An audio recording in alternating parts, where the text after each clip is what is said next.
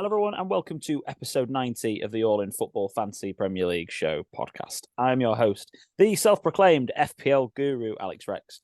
And joining me today, all on his lonesome, but at least he's not in his van this week. It's Barry Stokes. Barry, how are you? I'm good, thank you. Apart from I lost bragging rights with a couple of work colleagues because I work in Leicester. And we're not going to talk about obviously Championship football. It's all about FPL. He says we're not going to talk about Championship football whilst wearing a Swansea top. Whilst he's on Still the repping it, aren't I don't blame you, mate. You don't see me sat here wearing a Man United top, do you? Yeah. I'm too busy mourning the fact that Marcus Rashford has now done a hat trick of disciplinary issues and is still drunk from his night out in Belfast. Woohoo! Well done, Marcus. A question on that. Go Who on. would you get rid of? Would you get rid of Rashford or would you get rid of Ten Hag? Oh, Rashford. Would you? Yeah, cancer in the dressing room if he's got that attitude. So it doesn't matter what manager comes in. If he's got that attitude problem, then he's got to go, isn't he? Really simple as that. I think it frustrates me, the Rashford thing, because I'm like, do you just? I feel he just must live on another planet in his head. You're a professional athlete, and you're supposed to be at the top of your game, and you're going out and getting absolutely leathered on tequila in Belfast on a Thursday night when you're supposed to be playing the FA Cup on the weekend, and I don't know, like you're just deluded if you actually think that that's okay, and you're deluded as well if you actually think that's okay at any football club, really. You're never going to be successful, and also he's got so much potential. We saw it last season. Look how well he played last year. He has got it in him to be such a good player. Sancho's the same. Look at him at Dortmund now. They've got it in him to be such good players. And then people talk about management and leadership, and I get that. Yeah, it's got to be a bit of that, but it's also got to come from a bit of themselves as well. You know, Rashford's not a kid anymore. He's in his mid-20s, so 26 and should yeah, know better. yeah. He's Now not. for senior pro now. That's the thing. He's not a 19-year-old lad who's gone out and It's not a Garnacho situation. yeah. It's Rashford who's been there, done that. But yeah, Well, I moving on. reminds me of Foden Iceland with obviously the man Mr. Greenwood that we don't talk about anymore. But like it reminds me of that situation where it's like he's a kid, he's got some Icelandic girls, they've trapped him. You kind of go, you're an idiot, mate, but you know we'll all move on. But anyway, there you go. Let's try to keep the Man United chat to a minimum as I normally try and do. Thank you so much for everyone for joining us. All in Football Pod, All in Football P, Twitter, Instagram, and TikTok. Hope you like some of the content we put out this week. And also don't forget to like the video on YouTube. Give us a like and a subscribe, and 5 stars wherever you get your podcasts from. So odd one for us this week. Due to work commitments and other things, normally we record this sort of episode on a Thursday, but we're recording on a Wednesday prior to the City, Burnley, Spurs, Brentford, and Liverpool, Chelsea games. So I think I probably need to do 2 different intros for this, Baz, don't I? I need to. So the first one would be, oh no, everyone who gambled on Haaland unlucky. Didn't deliver, but never mind. At least you've got me in your squad moving forward. There's a double game week coming up. Don't worry about it. It's an all right move. I know you probably had Watkins before, like me, and he delivered, but don't worry. It's okay. And then the other intro is Haaland's back, baby. Hat trick, baby. 20 He's gone minutes back is up all he in price as needed. well. 20 minutes is all he needed. He's back to 14 million. All of you people that didn't jump on him, you're all wrong. That's why I'm the guru and Baz won the league last year. I'll edit whichever bit I need to. Yeah. Watching any footy last night, Baz? That's surprisingly not. No, I'm not a TNT sports owner, so I was just watching the highlights, and I was watching the highlights and obviously seeing the pings on my phone going, and I'm like, bloody hell, calm down, Luton. I'm like, I've got Estoupinian, haven't I? Come on, he's my favourite. But my other favourite, Zinny did the job, then he got an assist and then conceded. so He conceded yeah, it was another pointless brilliant. goal. Another pointless Arsenal goal to concede. And then he squared up to Ben White, which is quite funny. Yeah. But Arteta loves that. So, you know, whatever, Mikel. I think the good news was did Estupiñán get subbed off at half time? Yeah, he did. Yeah, he got some. Yeah, so we got 0 points anyway, but still.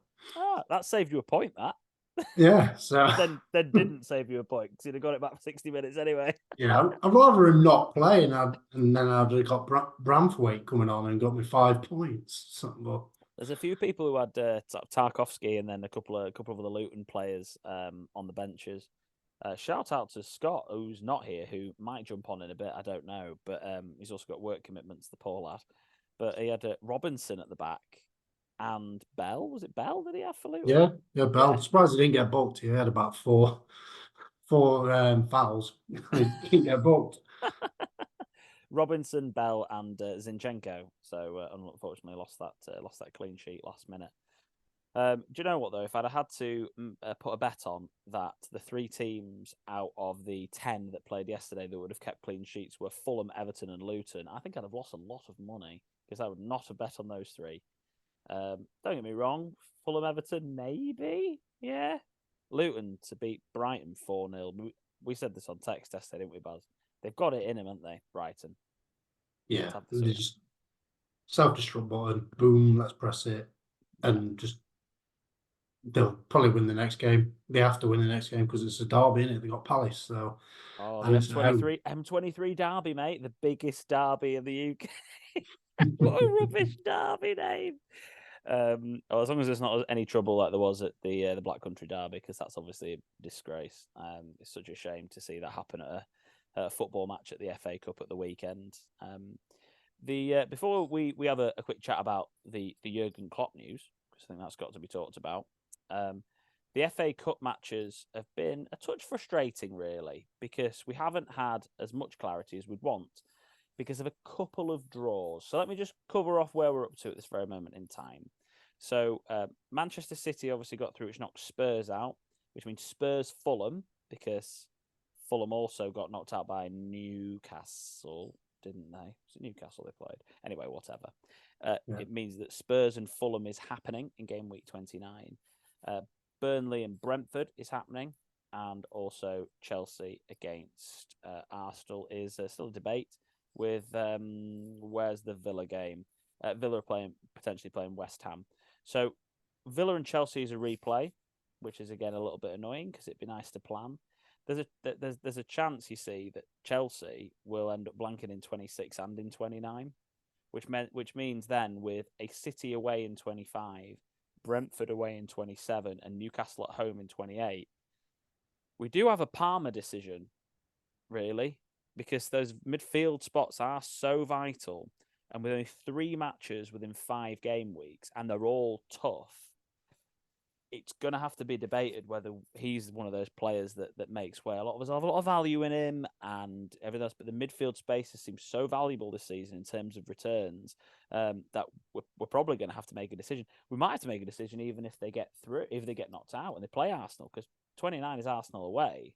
And a lot of wildcard strategies will be wildcarding in 30 or 31. So he's easily brought back in, but yeah, there's a chance here we might be looking at selling Cole Palmer, which is interesting, and especially with any of the other Chelsea assets that we've got.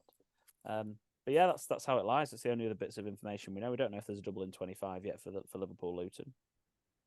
We don't know if with Bournemouth getting through in the FA Cup and Luton. Did Luton get knocked out by Everton? I can't remember. No, did Luton get through? Did they win last minute? Who won that game? Oh God, they tested. I think Everton won. Did they win it last minute? I feel like Yeah. someone won that game like last minute. Let me just check.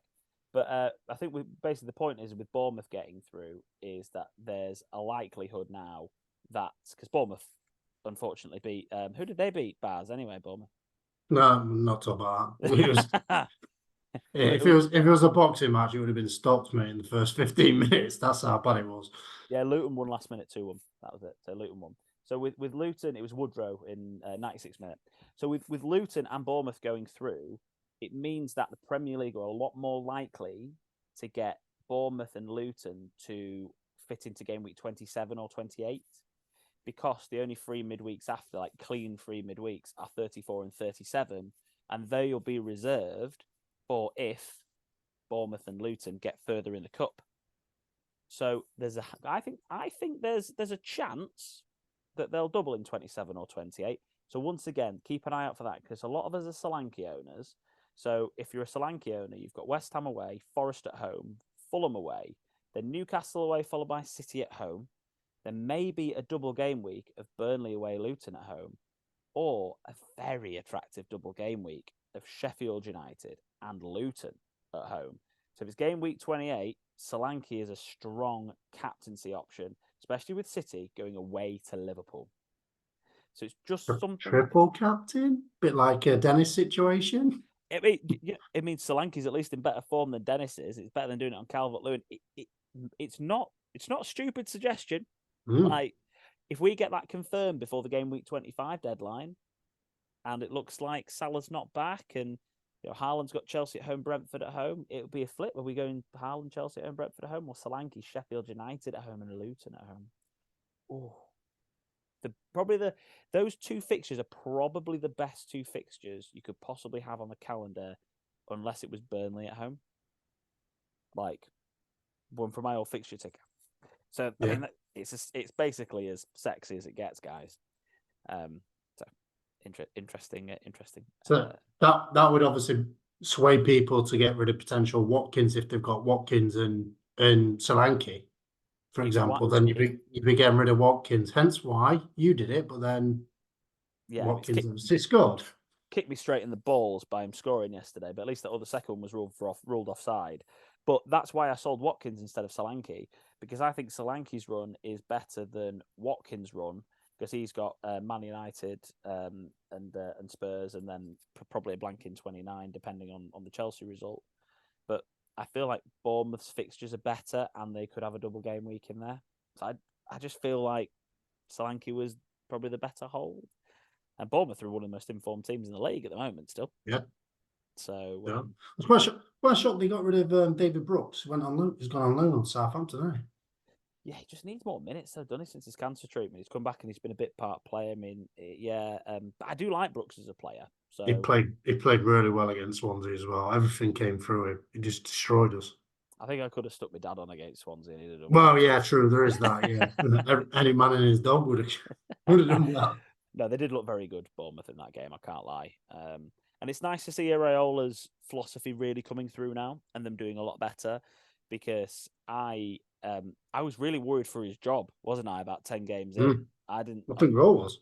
Yeah, he had a couple of games against bottom teams where it was going to be on the edge of your seat stuff if he was going to keep his job or not. So, but yes, Baz, I've got to get your take on Mr. Klopp, and when I was joyously celebrating as a Man United fan that the Messiah from down the road is buggering off. What did you make of his resignation and what's going to happen to Liverpool moving forward? It came as a shock. I thought I was like April Fool's or something. I went on my phone and it was like Klopp's leaving at the end of the season. I was like, what? I was like, because obviously in the group chat, he was like, "Cully, you okay?" I was like, "Oh, what's happened to Cully?" And I was like, "Oh yeah, BBC Sport. I've seen it. All right, okay, fair play. Cully's fine.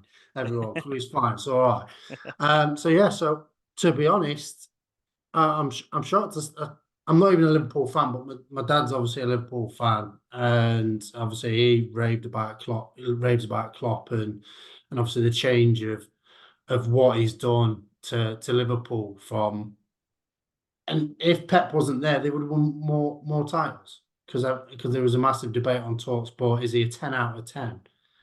Yeah. But they were saying, well, no, because he hasn't won enough titles. But if Pep wasn't there, he would have won probably near enough every single one. Well, I was going to throw this sort of point at you as part of a debate, and just to be clear before we start speaking, this isn't my opinion, but I have to throw the other side of the argument at you. At the end of the day, he's only won 4 trophies. Whilst been in charge of Liverpool over 8 years. 6, was it? Was it 6? Is it? Sorry, I got that wrong. Oops, sorry, Liverpool fans. Is it 6? Is it 4 major and 2 community shields or something, or is it? No, no, it's it is 5. Is it 5 major and a community shield? Because didn't he win the Club World Cup? As Carabao, he's definitely won the Carabao Cup, the FA Cup, the League, and the Champions League. I think all of them once, and then the Club. Yeah, it came on TalkSport. It was one of the questions, because it said they won 6, so okay, I'm assuming 6. Fine, because I thought it was 5, but They said I it was think 6. actually if I had a guessed 5, but if it's 6, it's 6. He might have won 2 FA Cups or 2 Carabao Cups. So he's won 6 trophies in 8 years at Liverpool. And does it feel like he had 2 seasons that were very up and down? You can see about the lack of energy side of things. Do we think he's exiting kind of at the right time, doing a bit of a Fergie in the sense of Fergie exited when his quality players were obviously kind of getting over the hill. The ones coming through probably weren't quite as good, and he probably saw it as the right time to leave, with Salah having 1 year left on his contract, Van Dijk 1 year left on his contract, Trent 1 year left on his contract. Do you feel there's something in there for Klopp where he just goes, I think this is the right time to get out of here? Or do you think he's like, I don't have the energy, and what he means by that is Salah's probably going, you'd have thought. Yeah. If he doesn't, hopefully, maybe he's going to go even if he goes end of this season, if he goes end of next season. You'd have thought, because he's going to be 33, isn't he?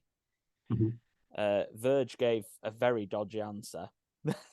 He's backtracked now and said, he's 100% committed. So yeah, whatever, mate.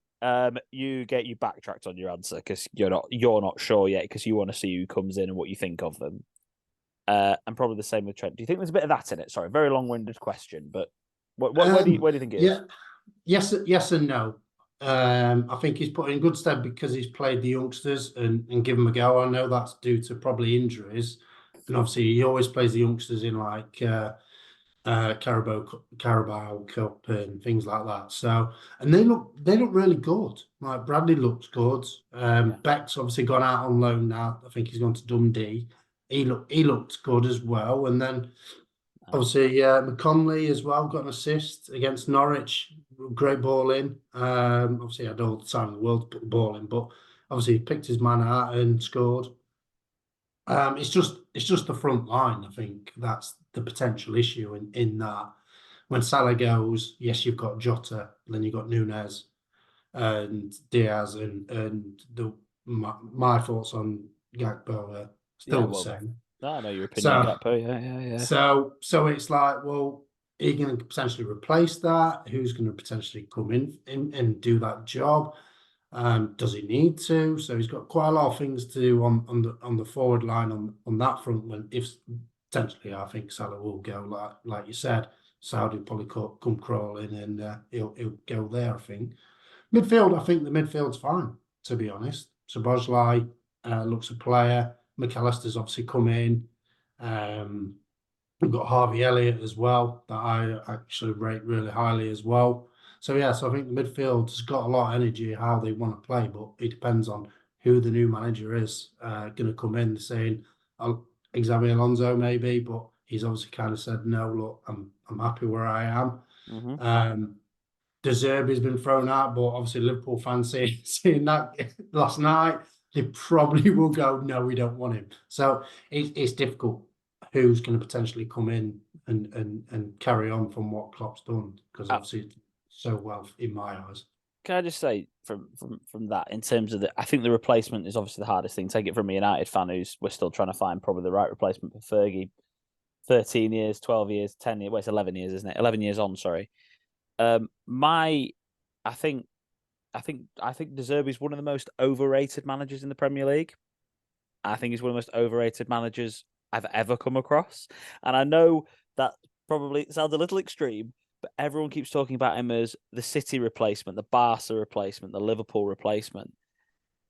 I obviously don't think he's done a bad job at Brighton at all. I think he's done a good job at Brighton. He's done maybe not a very good job, but a good job. But Potter had obviously set it up very well. They're right in a good spot, and so I took it on slightly to the next level and got them into Europe. But he is not the next Liverpool manager or the next Barca manager or the next Man City manager for me.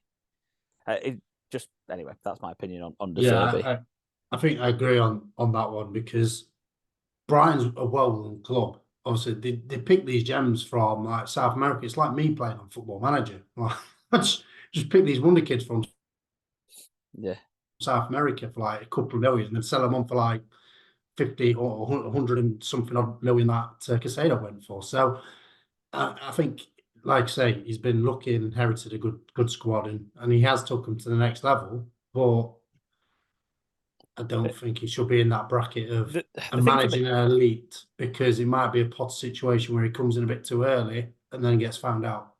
I think he's Ruins like, I think ruins they his were, credit. I think they're kind of getting to that level anyway with Potter. That's the only thing. That's kind of what I'm getting at. Like they'll kind of get there anyway, and everyone's like, "Oh, he took him to the next level and moving forward." I'm like, it's kind of where Potter had gone to. Anyway, whatever. I still think he's done a really good job and everything else. Blah blah blah. I just don't think he's like this world class. Gotta get the next big job manager. I just don't see it. Mr. Williams, are you Hello, here? sorry lads for being late. It's all right, mate. Don't worry about it. We were just discussing Jurgen Klopp. What's your take on the most overrated Liverpool manager? And I'm joking. What's your take on the Messiah from down the road? Moving on. Yeah, it's a tough one because I've seen a lot of information coming out about he shouldn't be rated as one of the best, blah blah blah. Yeah, He should be. we were just Yeah, debating that a little bit. Oh, I mean, none of yeah, us have the same opinion of he shouldn't be rated as one of the best, but we were just trying to sort of sound that out as part of the debate, basically. yeah. Like he should be up there because if it wasn't for a Man City team doing ridiculous things, he'd have 2 or 3 Premier League titles under his belt. And I feel like this is probably just echoing what you guys have just spoken about. Yeah, Like, it's not just that as well. It's the style of football. He's come and he's done things differently. He's a bit like Pep. Like everyone says Pep's gets all this money and that's why the winning stuff. Actually, no, he just invents different ways of playing football. He won a league title without a striker. Like that's ridiculous. And I think Klopp's done really well, and he's that Liverpool team. He's had to change that Liverpool team a few times. They've lost like big players. Obviously, they lost like Mane, and they've dealt with that. It looks like they've dealt with that quite well. Obviously, they lost like Stevie G and players like that. So I think he's right up there. He really is, and I think the worry for Liverpool fans is, you know, they were doing what Man United are doing right now for many, many years. Yes, they dipped in.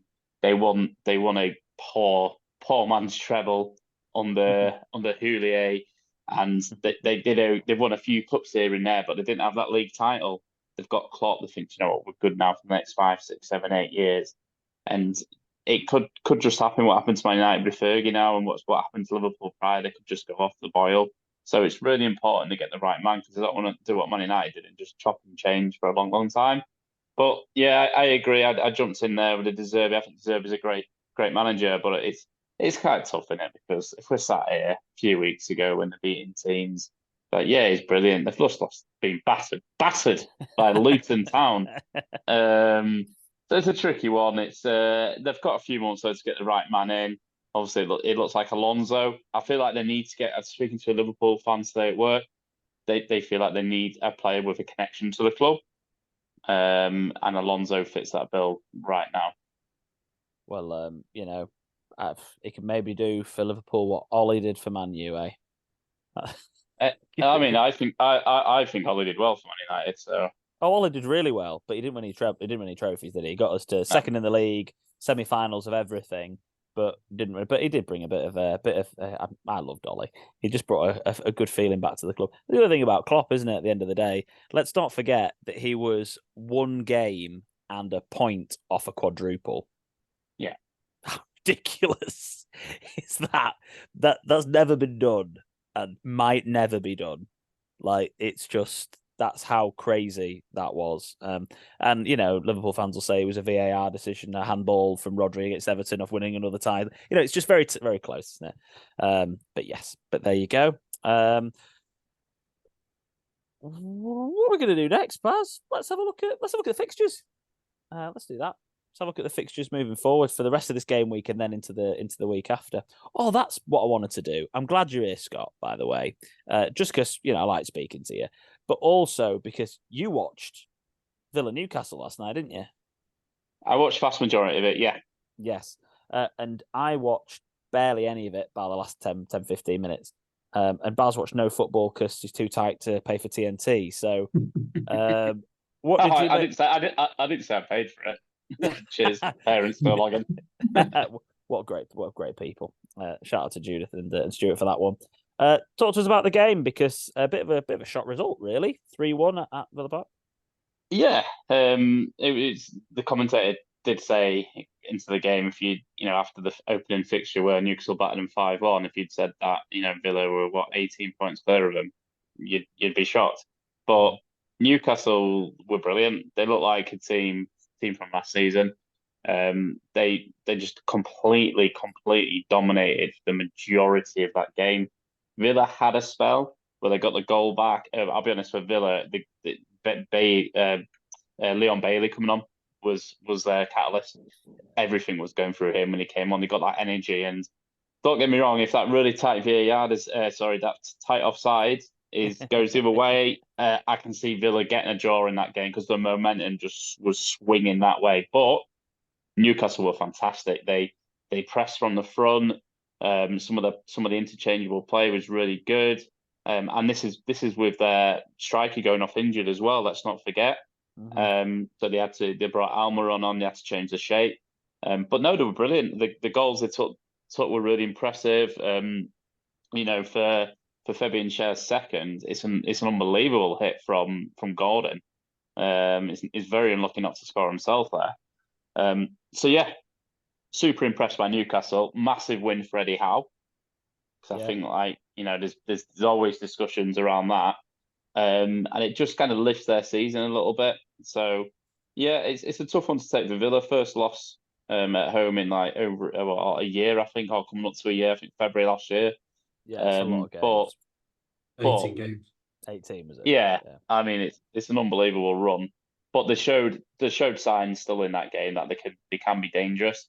And you've almost got two like for like players in Diaby and Bailey. Diaby did okay in a couple of occasions, but when Bailey came on, he seemed like he had a point to prove in that game. Watkins scoring again. We know he goes on runs. Thankfully, I had him this time. Fantastic. I think that's his. I think he's gone maybe 7 or 8 games without scoring. So we could easily see an Ollie Watkins run again. Like I said, he took his second goal that was disallowed very well as well.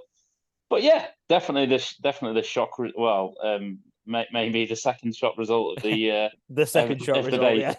Yeah, maybe not so much the result, because we say it on this podcast every week. Luton Town at home are very good, but yeah, 4-0. No one would see that. Yeah, I think I saw a tweet go out from one of the FPL content creators, Cameron, which one it was, and he said it's amazing what happens to Newcastle when they've had a rest, because they had, I think it was 6 days, then 13 days between games. And they've had 2 games in 4 days. One was the FA Cup, but like it's amazing how good they have. Obviously, they won the 2 games since they've come back from the winter break. It's just amazing what happens when they've had a rest. And I think that FA Cup win was good for him. Was it Fulham 2-0? Fulham away at Fulham, yeah. Yeah, really big result on that. I think that's given him that confidence, and you could see it on the pitch. They played really, really well. And like I said, they've got a few players out still. I mean, you got no Joe Linton in there that kind of runs the show a lot of the time as well. So fair play. See how they go with that striker. Gordon, again, potentially a good asset, considering he's probably going to play through the middle like he did for England. So yeah, holding on to Gordon right now is the way forward. Looking at the fixtures moving forward for the rest of this game week, City Burnley. There's obviously been leaks about Kyle Walker not starting this game, which came out just before deadline. So if you're lucky enough to get the information and didn't buy him or whatever else, then fair enough. I've got him still. Yeah, I say you sound like you've got sour grapes there. I do. I've had him for a couple of weeks, so at least I got some points from. I wildcarded him in, but this was one of the games that I did about for. Well, he's not getting a clean sheet. I've got him in draft, but do you know what? I've got Robinson sitting on the bench, so I'm praying that Walker doesn't play at all. You love Robinson, don't you? You had him in May. He's everywhere, mate. He's everywhere. He should have been sent off as well. It's brilliant. It's absolutely amazing. It was on ball, wasn't it? It was on ball on the line. Brilliant. Love that. It's absolutely amazing to see what happens when you spend time with a Fulham fan, Scott. I know. I've been talking. He's been in the office today. I've been talking to him about it, and as well, he's praying for a Haaland and a KDB haul like we are as well. Yeah.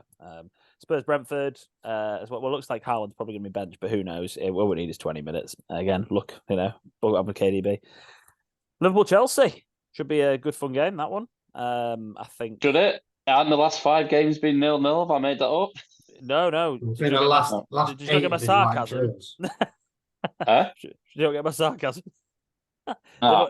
Last two cup final. This is the preview of the cup final. That's going to go 0-0. Depends, isn't it? Oh, yeah. The last 8 have been draws as well. Oh, I God. mean, you'd expect a comfortable Liverpool win, wouldn't you? You would this season. Both teams to score, Liverpool to win. Both teams to score. Yeah, why not? And then Thursday we've got West Ham Bournemouth, and then Wolves against the greatest club in the land. So we will see what happens at that point. Let's have a conversation about captains before we wrap up for the Saturday, the 3rd of February deadline at 11 o'clock, before the early kickoff, Everton against Spurs. Then we've got the biggest derby in English football, the M23 derby, Brighton against Crystal Palace. That's going to get Have we just had that? have we? I feel like you Wasn't said really this like 3 weeks ago or something. Was that in the cup or something? I don't know. Oh no, it was. It was because in these reverse fixtures, they're really close together. It was like game week 17, I can't remember what it was. But Burnley, Fulham, Newcastle, Luton, Sheffield United, Villa. That's the repeat of Sheffield United getting that draw at Villa Park, wasn't it? Not that long ago again. Bournemouth at home to Forest, Chelsea, Wolves, Man U, West Ham. Pretty big game, that one, for the battle for the Europa Conference League slots. Come on, the Reds. Then Arsenal, Liverpool, the small game at the top of the league, and then Brentford City on Monday Night Football. So, lads, you review these fixtures. Who's your initial captain thought? Barry, talk to me about captains. If I was a Gordon owner, I think I'd be putting the armband on Gordon, to be honest. Scott was raving about him and he watched the game, and usually he's pretty good with his eyes test. So I'd say probably Gordon would be the one for me. But obviously I'm a Watkins owner, so am I going to gamble with the Sheffield United? Obviously they got looking pretty good recently under Wilder. Obviously scoring a few goals, but obviously that doesn't really affect Watkins in that sense. So yeah, probably go for Watkins for me on that one. Well, Palace did put 3 past them, so but they were away from home, weren't they? I suppose at that point for Sheffield United. Scott, you're a Gordon owner. You're also a Haaland and a KDB owner. Yeah, that's where my captaincy will be going. Yeah, I'll be going for Man City asset against that Brentford team who's leaky as hell at the minute. So yeah, KDB or Haaland, see what the crack is. Yes, see who's fit. Other captaincy options, lads. I mean, so we've talked about Solanke at home to Forest and Palmer at home to Wolves. They are obviously not going to be. They're obviously not going to be like the main choices, but they're still. They were talking about players as well that we're happy to have in our squads. I mean, Scott sat there right now with Palmer, Gordon. Have you got Solanke? No. You sold him for Haaland. Have you got Solanke? No, I feel like no, I haven't. No. No, fine. But he's out there with quite a few good assets for this week anyway. Yeah, interesting, isn't it, really? I think we'll see probably a blend of sort of gambly captains and Haaland, probably. I thought. Seems to be the case. Just to reflect on the fixtures up and coming for some people who have got some good runs. Obviously, Manchester City have got Brentford away, Everton at home, and then they've got the Chelsea-Brentford guaranteed double game week, followed by Bournemouth and then Man U and Liverpool, and quite a likely blank game week in game week 29. So they've got probably the best fixture run coming up. So how dull? Get a couple of City assets in. Just how's your luck? Pep roulette, really? That's kind of it. You've got Foden, De Bruyne, and Haaland, Baz. I have, yeah. I mean, why don't you just throw as much? Both of you got all 3 of them. Hell yeah! I love that. Just absolutely throw as much at it as you possibly can do, and hope something sticks. Really. I mean, Man City at home to Burnley. If that's not 4 or 5-0, that's ridiculous because that's always 4 or 5-0. Yeah, it was at Burnley, wasn't it? Yeah, And I feel like they played each other in the cup last season. They won it like 5-0 as well. Then Yeah, it's a very like you said on the pod last time, Scott. It's a very 5-0 job. Is that one, isn't it? But yeah, let's wrap up there, lads. Let's call it a day there. We'll do our differential draft offline, and I'll make sure I've put it up on social media for everyone to get their votes in on. The standings so far after the first round of games is you two have actually got players that score points, and I haven't really. Is that right? You've got Eze, yeah, Baz, and you've got Jesus. Scott, is that right? Yeah. Yeah. What miracle do I need tonight, Baz? Yeah, that's probably about it. Miracle, to be honest. Got Doku, innit? Yeah, you got Doku, Jota, and Van de Ven. They're your three that are competing today. But you're on 2 points. So, and I'm on 14 points with Eze, and Johnson didn't play. So that was it. That was good for me. And Scott's on 13 with 3 players: Jesus, Mitchell, and Henderson. So, yeah. I mean, we had a couple of nightmares there, didn't we? Scott going for a Palace double clean sheet. I said that Fotheringham would potentially keep a clean sheet and get bonus points. He conceded 3. So, you know, and he got subbed off.